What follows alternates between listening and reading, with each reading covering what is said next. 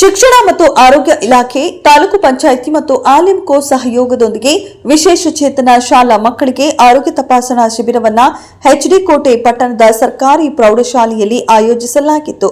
ಇನ್ನು ಕಾರ್ಯಕ್ರಮವನ್ನು ತಾಲೂಕು ದಂಡಾಧಿಕಾರಿಗಳಾದ ಶ್ರೀನಿವಾಸ್ ಅವರು ದೀಪ ಬೆಳಗಿಸುವ ಮೂಲಕ ಉದ್ಘಾಟಿಸಿದರು.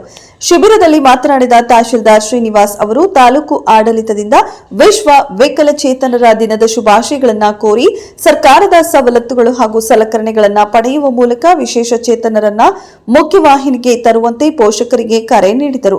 ಇದೇ ಸಂದರ್ಭ ತಾಲೂಕು ಆರೋಗ್ಯಾಧಿಕಾರಿಗಳಾದ ಡಾ ರವಿಕುಮಾರ್ ಮಾತನಾಡಿ, ವಿಶೇಷ ಚೇತನ ಮಕ್ಕಳಾಗಿ ಹುಟ್ಟುವುದು ಯಾವುದೇ ಶಾಪವಲ್ಲ, ಅದು ಗರ್ಭ ವ್ಯವಸ್ಥೆಯಲ್ಲಿ ಹಾಗೂ ಹೆರಿಗೆ ಸಮಯದಲ್ಲಿ ಆಗುವ ಏರುಪೇರಿನಿಂದ ಇಂತಹ ಮಕ್ಕಳು ಜನಿಸುತ್ತಾರೆ. ಇಂತಹ ಮಕ್ಕಳ ಲಾಲನೆ ಪಾಲನೆ ಮಾಡುವ ಪೋಷಕರ ಬಗ್ಗೆ ಶ್ಲಾಘನೆ ವ್ಯಕ್ತಪಡಿಸಿದರು. ಇನ್ನು ಈ ಶಿಬಿರದಲ್ಲಿ ಪಾಲ್ಗೊಂಡ ಮಕ್ಕಳಿಗೆ ಜಿಲ್ಲೆಯಿಂದ ತಜ್ಞ ವೈದ್ಯರನ್ನ ನಿಯೋಜನೆ ಮಾಡಿ ಆರೋಗ್ಯ ತಪಾಸಣೆ ಮಾಡಲಾಗುತ್ತೆ. ಹಾಗಾಗಿ ಪೋಷಕರು ಇದರ ಸದುಪಯೋಗ ಪಡೆದುಕೊಳ್ಳಲು ತಿಳಿಸಿದರು. ಆಯೋಜನೆ ಮಾಡಿರ್ತಾರೆ.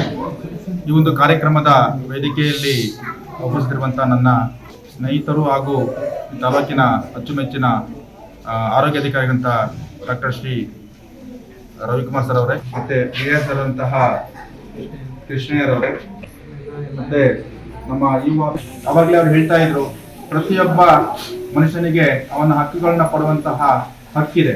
ಹಾಗಾಗಿ ಬೇರೆ ಮಕ್ಕಳು ಅಥವಾ ಬೇರೆ ಜನರು ಏನನ್ನ ಈ ಒಂದು ಇದರಲ್ಲಿ ಪಡ್ಕೊಂತಾರೋ ಆ ಎಲ್ಲ ಮೂಲಭೂತ ವ್ಯವಸ್ಥೆಗಳು ಸಹ ನಮ್ಮ ಎಲ್ಲ ಮಕ್ಕಳಿಗೂ ತಲುಪಬೇಕು ಅಂತಕ್ಕಂಥದ್ದು ನಮ್ಮ ಒಂದು ನಿರ್ಧಾರ. ಸೊ ಹಾಗಾಗಿ ಈ ದಿನ ನಮ್ಮ ತಾಲೂಕು ಆರೋಗ್ಯಾಧಿಕಾರಿಗಳ ವತಿಯಿಂದ ಹಾಗೂ ನಮ್ಮ ಶಿಕ್ಷಣಾಧಿಕಾರಿಗಳ ಸಹಯೋಗದಲ್ಲಿ ಈ ಒಂದು ಬುದ್ಧಿಮಾಂದ್ಯ ಮಕ್ಕಳಿಗೆ ಏನು ಒಂದು ಆರೋಗ್ಯ ತಪಾಸಣೆಯ ಮಕ್ಕಳಿಗೆ ಎಲ್ಲ ನನ್ನ ಮಾಡ್ತೀನಿ. ಮೊದಲನೇದಾಗಿ ಅವರ ವಿಶ್ವ ವಿಕಲಚೇತನ ದಿನಾಚರಣೆಯ ಶುಭಾಶಯಗಳನ್ನು ಮೊದಲನೇದಾಗಿ ಕೋರ್ತೇನೆ. ಎರಡನೇದು, ಇದು